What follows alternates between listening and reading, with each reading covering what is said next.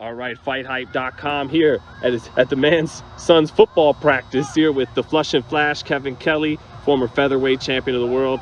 Kevin, man, before we get to Crawford Brook, you were just telling me about a guy with 18-0, 18 knockouts from the Ukraine at middleweight, Sergey Bohachuk. It's Sergey Bohachuk. Bohachuk. Look him up. Sergey Bohachuk. I've commentated 3 of his fights, working for Tom Loeffler. 360 Promotions, if you want to find him. He's the next danger. He's a 160-pounder, and he's coming. He's coming. I think he's from the same country I think G's from. Okay, Kazakhstan. Or I think it said Ukraine. Yeah, Ukraine. Ukraine and Kazakhstan, you know. European fighters. And right now, the Europeans run the game. Right now, I think, personally. America used to run the game, and now I think the Redcoats have came, and they've taken over. So what makes this guy, you believe, I know you believe he could even ascend a Triple G at middleweight. What do you think makes him, a top fighter? Well, the big thing is he has a great jab. His boxing fundamentals are sharp. He's trained by Abel Sanchez, same fighter that was training Triple G, same trainer. I think that with him, he's more sound. He's got some things about him, head movement, a lot of different things. He fights pretty well. I mean, I think with Triple G, it's more or less he's fighting Mexican style. With Bohachuk, he's boxing in his style, and it's very well. So I think he's going to dismantle a lot of guys, and he's coming. He's on his way. Tom Loeffler has got some guys, some bullets in the gun that are coming. Edgar Berlanga, we're all hearing about him, 16-0, 16 knockouts, and deservedly so. Why haven't we heard about this guy, 18-0, 18 knockouts? Why do you think he hasn't? Well, Tom's developing him. His 360 Promotions is developing him, and he's putting guys away. It's just a matter of fact, I think he's the BC mandatory, I think. Right now, he might be. I think he won an Intercontinental title, which ranks him like #1. So he's coming. So I don't know why the public don't know of him yet, but some do. I found out about him just by commentating him. The 360. Well, his next fight due up is December 3rd against, very credible opponent, Brandon Adams, who went 12 rounds with Jamal Charlo. Do you think he can stop him inside the distance? Something. Well, like I said, I haven't seen anybody go past the 4th round. And like I said, that's his tail of his fate. Can you make it past 4 rounds? That's the key. He's very, very sharp. I mean, if he gets in with a boxer, he boxes very, very well. He's a very clean fighter, good head movement, good jab, great right hand, and back to the jab. He's got his fundamentals down really packed. He's really sharp. And you'll like that. And I mean, it's not a one punch he's trying to take you out with. He's trying to beat you down with a combination. And this combination after combination, and once he gets you at the end of his jab, he can take you out.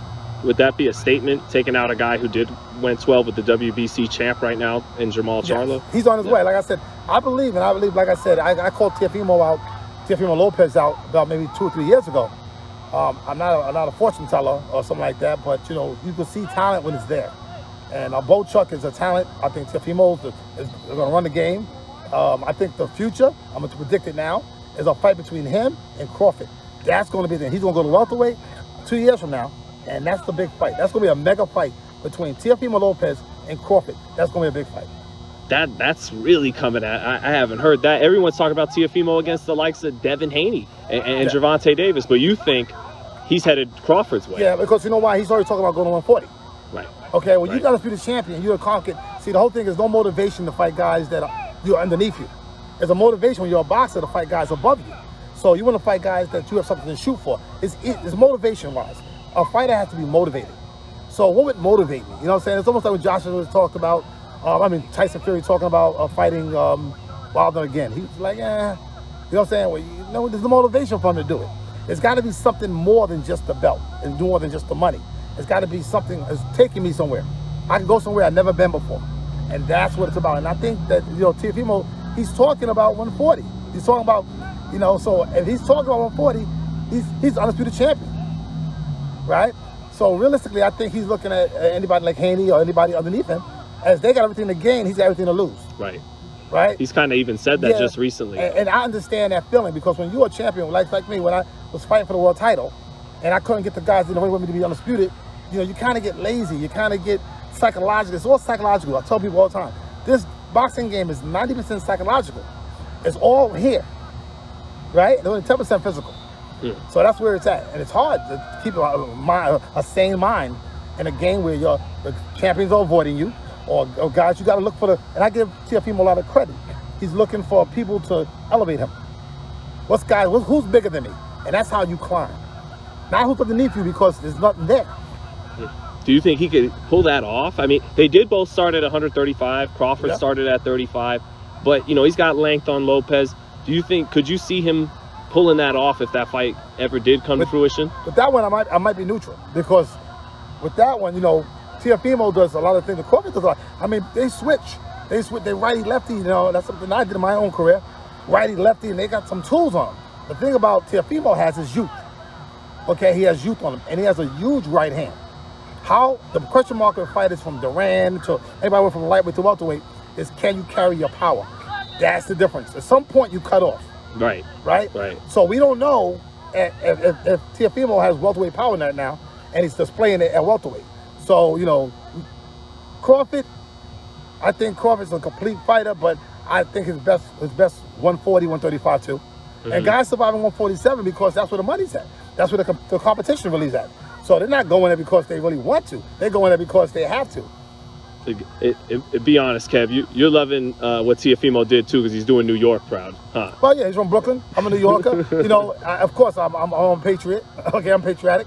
I like the Knicks. I like the Knicks. I like the Mets. Of course, I'm a New Yorker. Oh, not the Yankees? No, I'm not. It's easy like the Yankees. They beat everybody. It's like in the Bulls when Michael Jordan was on them. Okay, same exact thing. I stick with the guys. I like the underdog.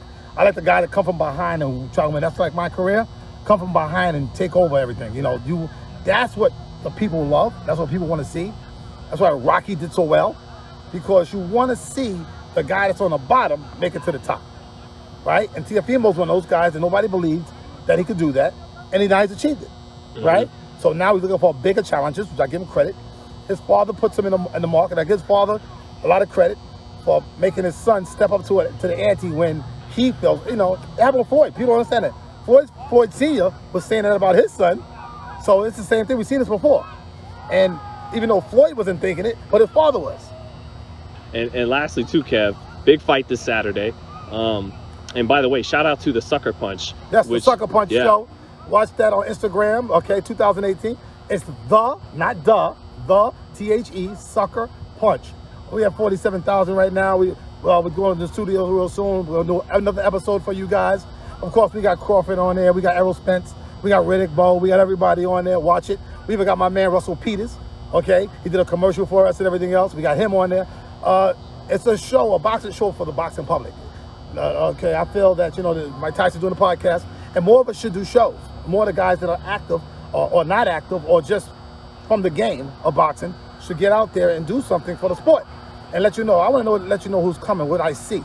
The Segai Habochuk is coming. Okay, watch it. Watch out. You know, I thought Teofimo Lopez was coming. Let me tell you another guy that I don't think people are really watching out for. Alexander Usyk. He's the most dangerous heavyweight there is right now. But they didn't see him coming. He's also the second greatest fighter in history behind Evander Holyfield. Cruiserweight. Right, at cruiserweight, yep. Right? So this guy is very dangerous. He's a southpaw. And he's a threat to Tyson Fury, and he's a threat to Joshua. So I want to see that too. That's another thing I want to see unfold. And I thought Usyk was the last phase of what I was talking about with Teofimo. But, and then, this Saturday, the big fight, Crawford versus Brook. Oh. Is Brook going to make this a good one? You know, some people are questioning how much he's got left after the Spence and Golovkin fight. Well, he has everything to gain and nothing to lose. Okay, so he's in a situation that's beneficial to him. Okay, but Crawford got everything to lose and nothing to gain by fighting Brook, right? So it's a weird situation, but I think Brook wins the fight. Wow, going out on a limb. I think Brook wins the. I mean, not Brook. I think Crawford wins the fight. Okay. Yeah. Sorry, Crawford wins the fight. He's got too much riding on this fight for him to give it away to Brook. Okay, Brook is a good boxer. I liked Brook before he got beat by Triple G and Errol Spence. I liked him. I thought he was a hell of a talent. But I just think that both eye sockets being broken has changed his mentality of the sport, and he won't go in like he would before it happened. So I think that changed him somehow. Okay, because things happen, dramatic experience happen to you like in life. Something dramatic happens to you in life, you become a little sensitive. You might get hit by a car, right? Now when you walk the street, you might be a little bit apprehensive. And that's the same exact thing that happened with breaking two eye sockets. I think it's a little apprehensive. And I think Crawford could take advantage of that. Brook has said in just the last couple of days, I'm going to knock him out or make him quit. Do you like that energy coming from him? I think it's good talk. Right. Okay. But this is what tells me. This fight was done on what, 6 weeks notice or something like that? It got announced 6 to 8 fairly weeks? Quick. Yeah, about 8 weeks or so. I don't know what the truth is. I heard his trainer won't be in a corner with him because he felt that it needed more time to fight a guy like Crawford.